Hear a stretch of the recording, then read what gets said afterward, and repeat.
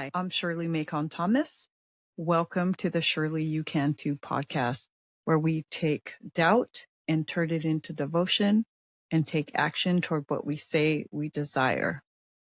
I started this because I know what it feels like to doubt yourself, to play small and silence your own voice.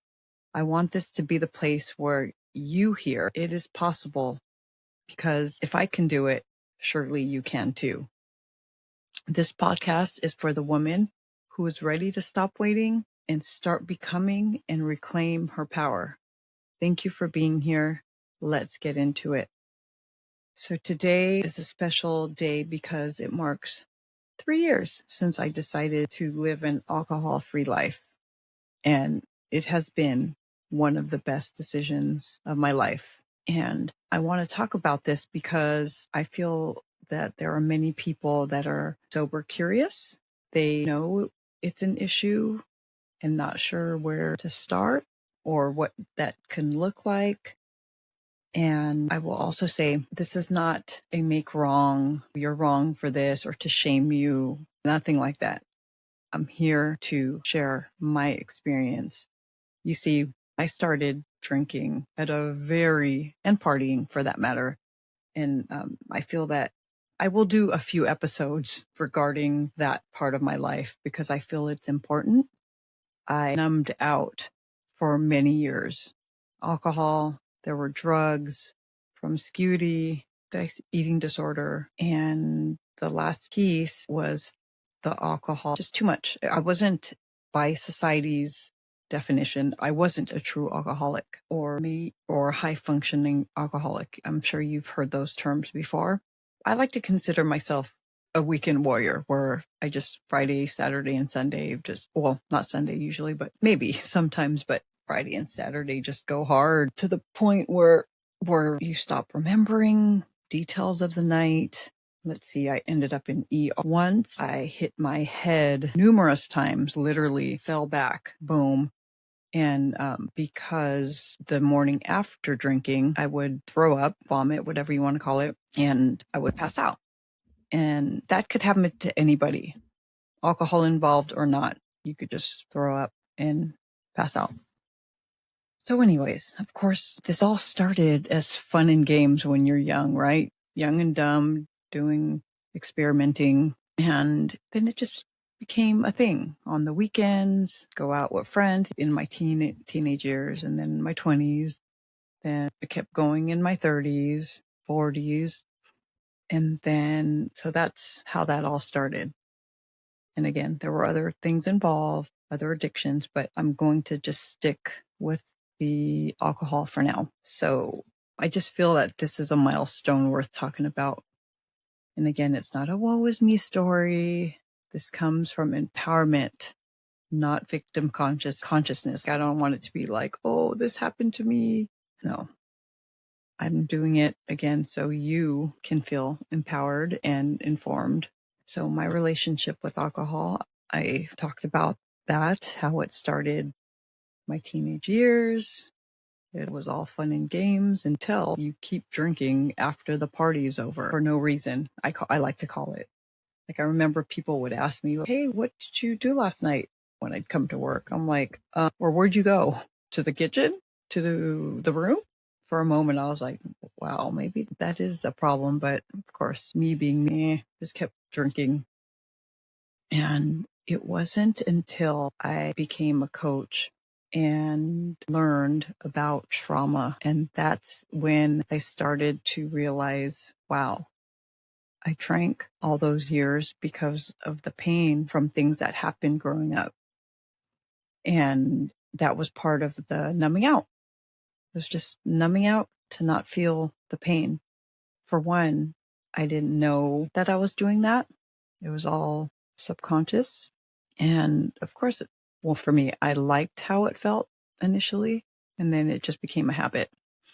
So it wasn't until I was almost 50 years old is when I decided no mas, or I started thinking about quitting or yes, stopping. So the real story, it was mental pain from growing up. I was bullied and I didn't know I was unaware. we didn't name it. There wasn't a name for it. We just thought it was normal, or I just thought it was normal. And bullying, it creates deep wounds, and the feelings of you're not safe, you're not loving myself, low self-worth, and alcohol was numbing the pain. Again, even if I wasn't doing it consciously and I didn't know at the time, and drinking wasn't the problem, it was the symptom. And when I finally decided to stop because I was tired of wasting days in bed, and I was tired of feeling like crap, foggy headed, not looking good, feeling good, puffy face, bags under my eyes. I didn't recognize myself. And I mentioned the falling and hitting my head multiple times from being sick the morning after.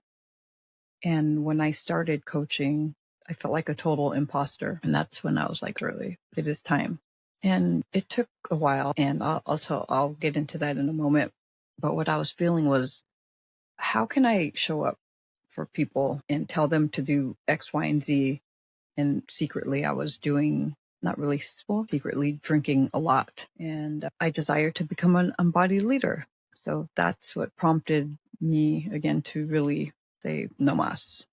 And there were a few final straws. So back in 2022, I went to a Joe Koy concert. I took my friend, my nephew, and I bought, if you know me, I loved sitting front row or as close to the stage as possible. And I bought front row tickets, having a good time. But before that, one more thing. Well, this was the issue. I hated paying for alcohol at the bar because, for one, the drinks were usually weak, and I just thought this is a waste of money.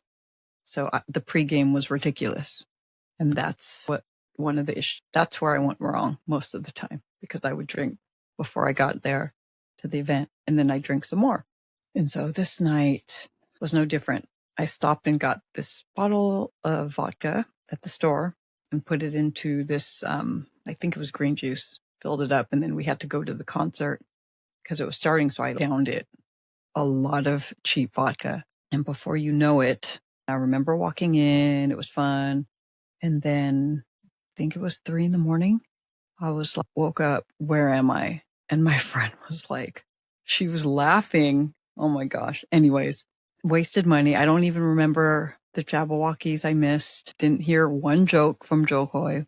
And yes, I didn't stop there. The last straw was my husband took me out for my birthday, 2023, Gary Danko's Michelin-star restaurant. If you know, I was drinking mezcal or that tequila, whatever. Again, straight drinking it before we got there, and probably had an empty stomach. I woke up. I remember waking up, eating dessert at the restaurant. And then I remember getting home. And then when I woke up in the morning, I noticed there were a lot of leftovers. And I was like, fuck. So I was tired of doing stupid shit, is what prompted me to stop. And that was part of it. Going to a nice restaurant and acting the way I acted. Anyways, so that is what prompted me. And 2 days later, I decided I was done. That was, and no looking back. That was literally it. That was it. And this is a little side note. I also gave up my lashes 5 days before that.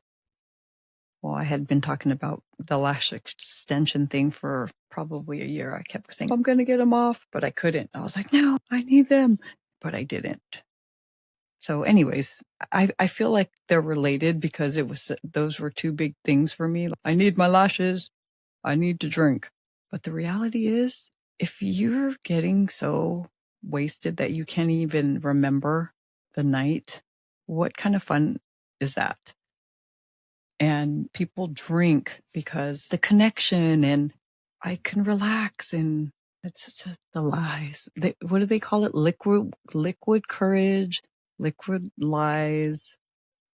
But another thing is, I truly have way more fun sober. I'm more just myself, the real me, and what else? No wasted days. And that became a big thing for me because come Monday, my energy was not that great. So it started to affect productivity. And so what my life looks like now, more energy, I'm more present, mental clarity. I don't look like crap shit, the bags. I just feel like I'm a better everything, friend, daughter, mom, wife. Again, the bigger lesson is I desired to be an embodied leader. I felt total imposter syndrome. I felt like a fraud. It was super challenging for me to be present with my clients and lead them when I could barely lead myself and be present. So I knew that changes had to be made. I learned a new term recently. In the recovery community, there is a slang term called normie. It is short for normal. It is a person that can drink.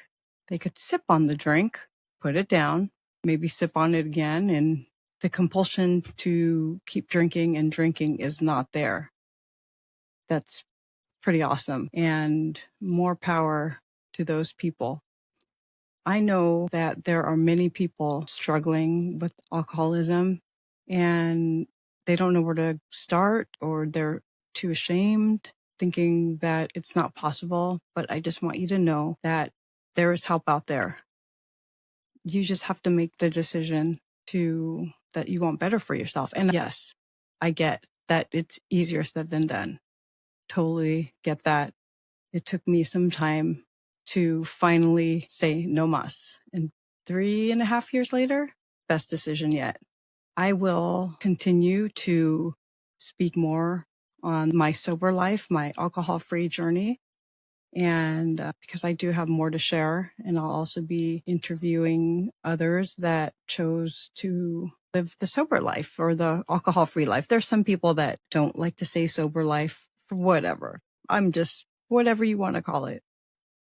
If this resonated with you and you feel that it could help somebody struggling, please share this with them. You can find me on Spotify, YouTube, Apple Podcasts, Instagram. Shirley You Can Too, spelled ShirleyYouCantoo.